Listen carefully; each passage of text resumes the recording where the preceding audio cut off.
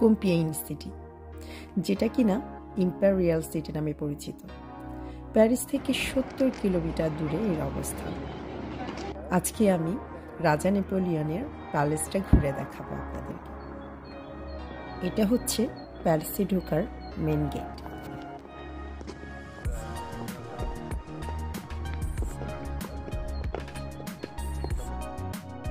ঢুকেই এই ভাস্কর্যটাতে চোখে পড়বে, যেটাতে কিনা পাবলিকের কোনো অ্যাক্সেস নেই। এটা বিশাল একটা হল, দুদিকে শুধু ভাস্কর্য দিয়েই সাজানো আর মাঝখানে খালি।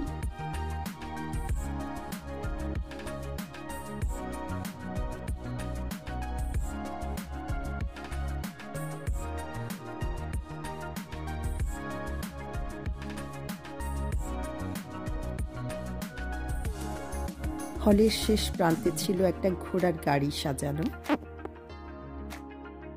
চলেন আপনাদেরকে এখন আমি দোতলায় নিয়ে যাই।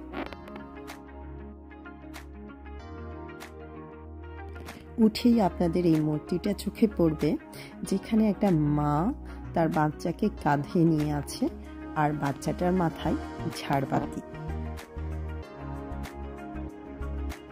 সিঁড়িটা আসলে এতই সুন্দর ছিল যে আপনাদেরকে না দেখালে মনে হয় কিছু মিস হয়ে যাবে।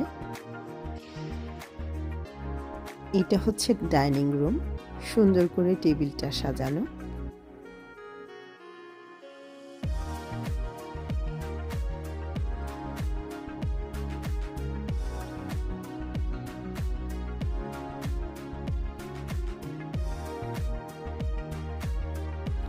এখান থেকে দারুণ একটা ভিউ দেখা যায়, সেটা হচ্ছে টেরেসের।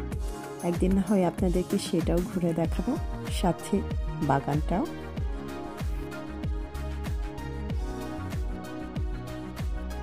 এটা হচ্ছে লিভিং রুম, যেখানে কিনা রাজা এবং রানী অতিথিদের নিয়ে সময় কাটাতেন।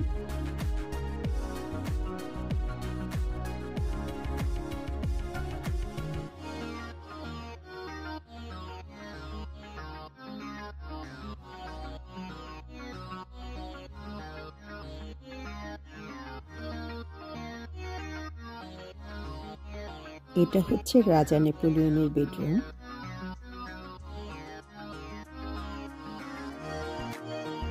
এখানে আছে কিছু পেইন্টিংস। অন্যান্য রাজবাড়ির তুলনায় এখানে তেমন বেশি একটা পেইন্টিংস নেই।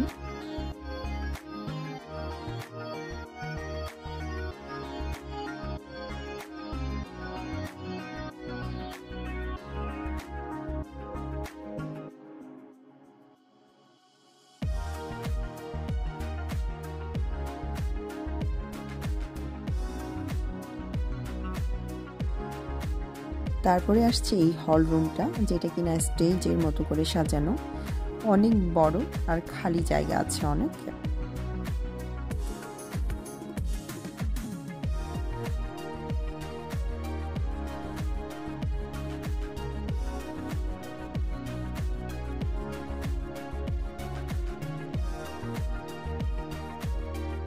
এটা হচ্ছে রাজার বাথরুম।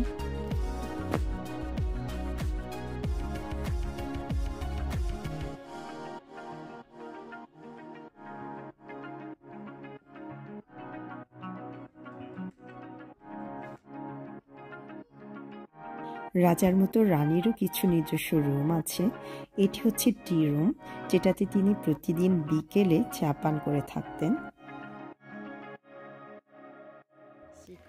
এরপরেই আসছে রানীর বেডরুম।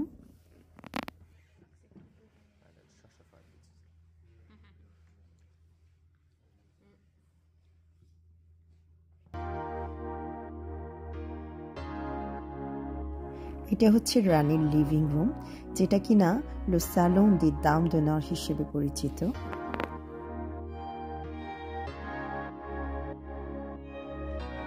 এই হল রুমটা গ্যালারি দো বাল হিসেবে পরিচিত। এর সৌন্দর্য আসলেই চোখে আটকে রাখার মতো।